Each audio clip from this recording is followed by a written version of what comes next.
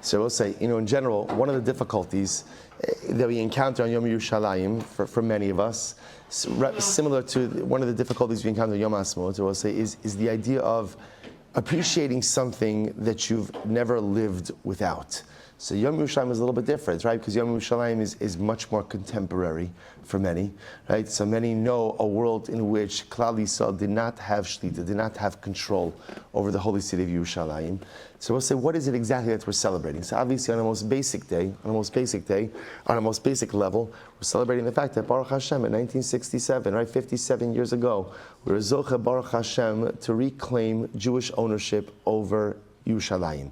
To be able, as we said before, to say the words Harabayas Biadenu, right? That literally, again, the Temple Mount, and even to recognize today, that as much as it is not yet our Beis Hamikdash that stands on the site, the holy site on the Harabayis, but nevertheless, there's Jewish autonomy over that site, right? There's a Jewish army that patrols that site. And at the end of the day, it is Mamish Biadenu, is within our hands.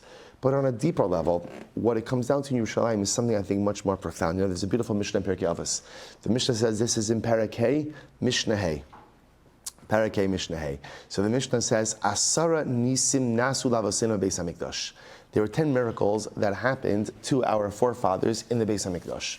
And again, the Mishnah goes through a whole list. The last of the miracles was, V'lo Amar Adam Tzarli Hamakom Sha'alin B'Yerushalayim. This is beautiful. A person never said that there's not enough space for me to stay in Yerushalayim. Okay? So again, the Pashas, Rabbeinu Yonah, Rashi, Bartanur explained that what it's referring to is during the Regalim, right? Because think about this just a moment. Pesach, Shavuos, Sukkot, everyone is converging on Yerushalayim. So how do you fit the entire population of Klal Yisrael into a city? Into one city. So the Mishnah seems to indicate that halacha l'maaseh there was a miracle that a person never said. No one ever said, there's no place for me to sleep. There's no place for me to be. There was a miracle that Yerushalayim somehow had space for everyone. What's beautiful about this, so again, you could look at this as a miraculous idea, and this almost fits in line, it almost seems to be connected to the miracle that in the Beis Hamikdash, Omdim Sefufim, people would stand packed shoulder to shoulder, Umishtachavim Revachim. When they prostrated themselves, there was space for everyone to prostrate. So it sounds like what the Mishnah is saying is the same way that somehow in the Beis Hamikdash, there was an expansion of geographic area. Somehow, on a miraculous level, to allow bowing down. So too in Yerushalayim, somehow, the city itself expanded to be able to go ahead and accommodate everyone. The Chassam Sofer says something amazing. The Chassam Sofer says, no, there wasn't a miracle. He says Yerushalayim was jam-packed. It was jam-packed. So what does the Mishnah say? V'lo amar adam tzarli hamakom. No one ever complained. No one ever complained that there was too much traffic in Yerushalayim. No one ever complained that it's too crowded by the Beis Hamikdash. No one ever, again, was it crowded? Absolutely. Were there traffic jams? Absolutely. Did you have to wait online in every single place? Unequivocally, yes. V'lo amar adam tzarli hamakom. No one ever complained about this dynamic. So what's the pshat? Jews not complaining, right? Jews not complaining, especially on our side. We complain even when it's not legitimate, right? Alachas kama v'kama when it is legitimate. How could it? What's the pshat? What's the pshat? Right? There's traffic anywhere else. There's congestion anywhere else. There's too packed anywhere else. I'm going to complain. But in Yerushalayim, no one complains. There's a beautiful medrash. The medrash says that HaKadosh Baruch Hu went ahead and created Adam Arishon from afar, from dirt. So the Medrash says, where was the afar taken from? Where was the dirt gathered from? And the Medrash says the dirt that created Adam was created ultimately again from Yerushalayim. HaKadosh Baruch Hu took dirt from Yerushalayim and created Adam Arishon. There's two versions of the Medrash. One version of the Medrash just says Yerushalayim. The other version of the Medrash says from Harabayis. Harabayis took the dirt to create Adam Arishon from Yerushalayim. So we'll say, what does that tell you? What that tells you is that Yerushalayim is the source of everything, right? Humanity, it's not just Jewish people, right? It's not just Klal Yisrael. Humanity as a whole sources itself from Yerushalayim Ir HaKodesh. Life comes from Yerushalayim Ir HaKodesh. He'll say, You know that feeling when you come into Yerushalayim? You know, if you're driving into Yerushalayim and you see that big sign, Bruchim Habayim Yerushalayim, right? You come into see, what's the feeling that sweeps over you? What's the feeling? It's a feeling of tranquility, right? Why? What's the tranquility, right? Because there's going to be snarling traffic, right? And there's going to be all this stuff, and there's going to be crazy. So what's the tranquility? It's the tranquility of coming back to the source. When you come back to the source of something, it's kind of like, when you're an adult and you go home, right? Maybe you get to visit your parents and you go home, there's a certain tranquility of walking into the home in which you grew up in. There's a certain tranquility about going back to your source. When a Jew goes back to Yerushalayim, Yirat Kodesh, I'm going back to the source. Now let's say this is why a person davens, has the schus to go Shabbos night, to daven at the kosel, especially Friday night. You go to the kosel Friday night.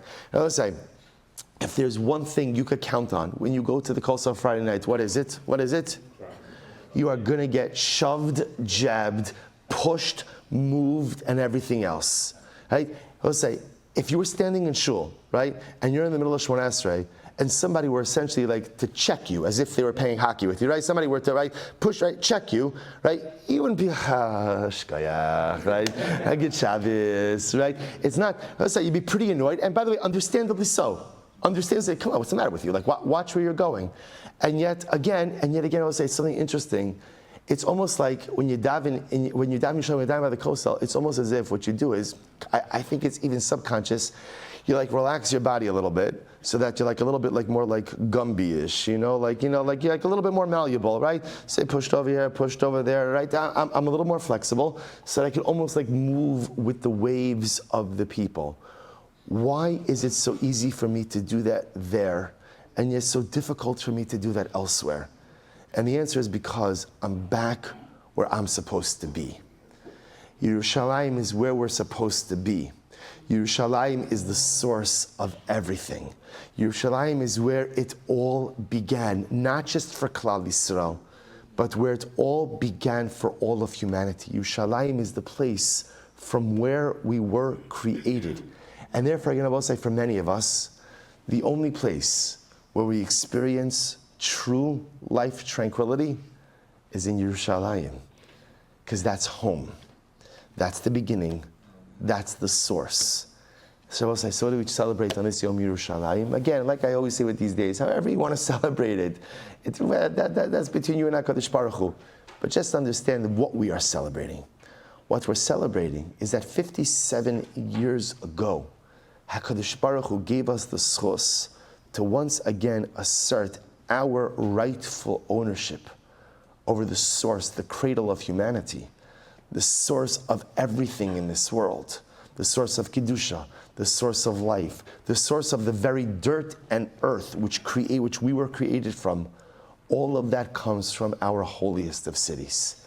So Rabbi was saying, we should make sure to say, Hodu Hashem ki tov ki le'olam chasdo. Because when you're reunited with your source, there's a certain power, there's a certain energy, and yes, I would say there's a certain tranquility that comes as a result of that. We are a different people now that we have Yerushalayim. We are a different nation now that we have Yerushalayim. And Abba said, we know that deep down this current war in which we are in, you hear the stories. Hear the stories that when the soldiers have to go house to house in these towns and in these villages and in Gaza, right? They say, hanging on every single wall is a picture of Al-Aqsa, is a picture of Yerushalayim. This is not a war over Gaza, and this is not a war over Rafah. This, at the end of the day, this is a war like every other war over Yerushalayim.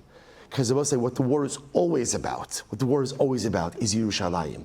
Because at the end of the day, what everyone wants is to control that beginning, is to control that source, is to control that place from which mankind was created, because the world recognizes the power and the energy that is contained in that place. And we are Zocha, that the Ribono Shel Olam gave it to us. He gave it to us thousands of years ago. He re-gave it to us 57 years ago. And we should be Zocha Mirz Hashem, to be proper guardians, to treat it with respect, to treat it with Kedusha, to build it up to the best of our ability, and most of all, we should be Zocha Mirz Hashem, to see the source rebuilt into what it truly could be. the home of our third Beis HaMikdash, the home of Klal Yisrael. May we zocha Meretz Hashem to come together with our families, with our friends, for Aliyah Beregel. May we zocha Meretz Hashem to bask in the beautiful glory of our third Beis HaMikdash with the Mashiach, with Tchias HaMesim, Meher Rabbi Yameinu. Amen.